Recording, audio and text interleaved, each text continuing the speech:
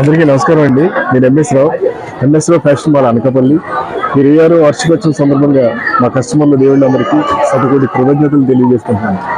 చిన్న వ్యాపార స్థాయి నుండి ఎంత వ్యాపార స్థాయికి తీసుకొచ్చినందుకు మీ అందరికీ శతకోటి కృతజ్ఞతలు. ఏమి ఇచ్చినా తీర్చుకోలేనిది మీ రుణం. మీకు నేను చాలా రుణపడి ఉన్నాను. ఈ రుణం మీకు ఏమి ఇచ్చినా నేను తీర్చుకోలేను. ఈ 26వ వార్షికోత్సవం సందర్భంగా మీ అందరికీ ఇవే శుభాకాంక్షలు.